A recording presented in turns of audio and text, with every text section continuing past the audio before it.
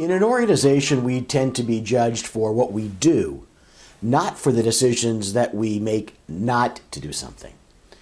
For example, consider the issue of responding to an RFP. If you respond and your organization is successful, you'll tout your genius and the others will toast to it.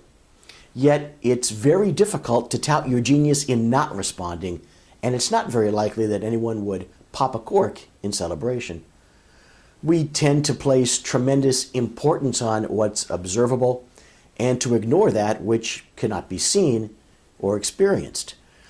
Accordingly, your supposedly rational colleagues will neither pat you on the back nor buy you a glass of bubbly for deciding to do nothing.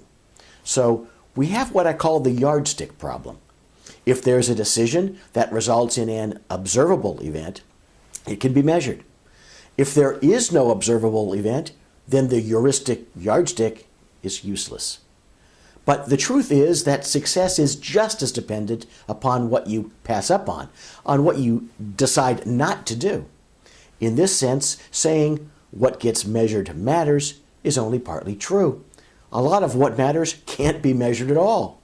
This disconnect between what is truly important and what is easily measured and therefore incentivized has a significant impact on medical group management and even more so on hospital management, where success is measured and rewards are dispensed pursuant to the yardstick rule.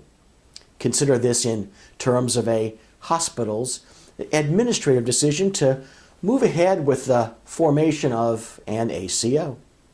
Many other hospital executives at other facilities are pushing ahead with their ACOs.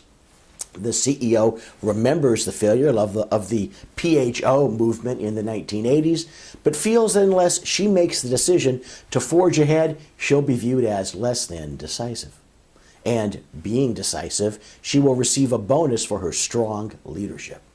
Yes, it might cost millions to get an ACO off the ground, but if it fails, she will point to those other hospital CEOs and say that they couldn't all have been wrong and it was the market that changed.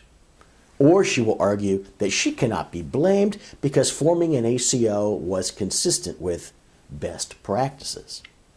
There are at least two important lessons here. The first is that the leaders of the organizations with which you deal will sometimes make ridiculously stupid decisions because they are consistent with the way that those individuals are evaluated and rewarded. The second is that your medical group must avoid the tendency to fall back upon the yardstick rule in measuring your own leader's success or failure. You must develop a compensation formula that's consistent with the larger long-term success of your group.